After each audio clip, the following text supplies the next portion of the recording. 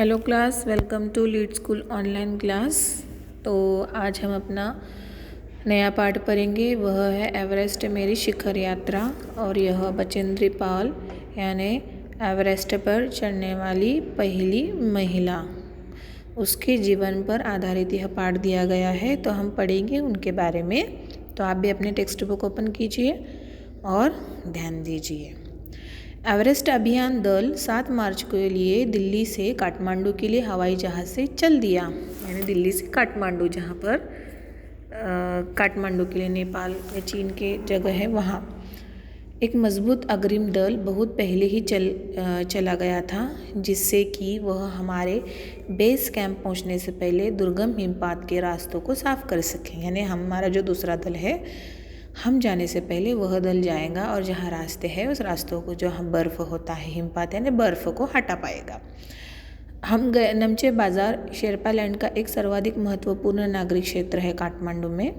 अधिकांश शेरपा इसी स्थान तथा यही के आसपास गांव के होते हैं। शेरपा यानी जहाँ वहाँ पे रहने वाले लोग, कुली जिसे कहते, वह यह नमचे बाज़ार ही था जहाँ से मैंने सर्वप्रथम एवरेस्ट को निहारा, जो नेपालियों ने इसे सागर माता के नाम से यहाँ पर प्रसिद्ध था। मुझे यह नाम अच्छा लगा, सागर माता। किसे?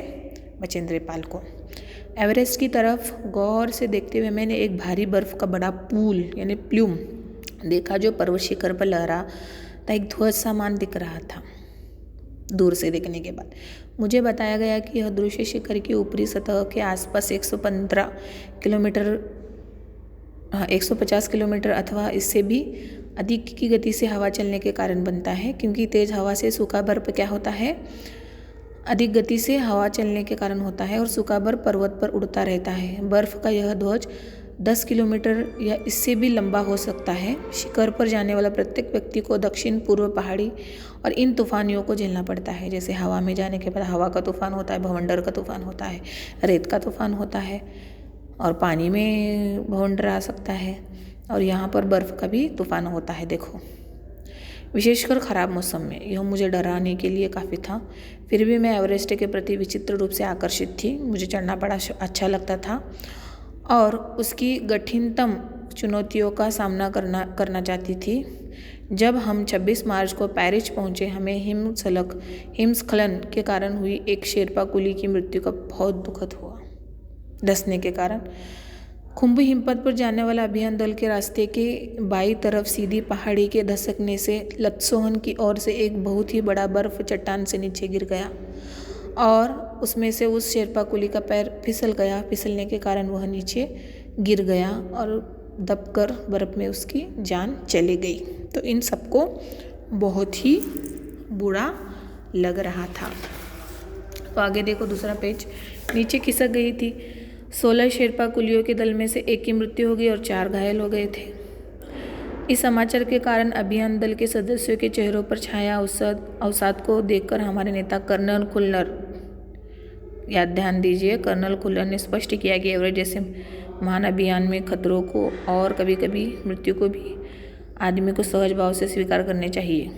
तो उसके उपनेता प्रेमचंद जी, जो अग्रिम दल का नेतृत्व कर रहे थे, जो पहला दल आया था 7 मार्च को, 26 मार्च को पेरिस लौट आए। उन्होंने हमारी पहली बड़ी बाधा खुम्बू हिमपात की स्थिति से हमें अवगत कराया। उन्होंने कहा कि उनके दल में कैंप में एक 600 मिली जो हिमपात के ठीक ऊपर है, वहाँ एक तक का रास्ता साफ कर दिया है जाने का। उन्होंने यह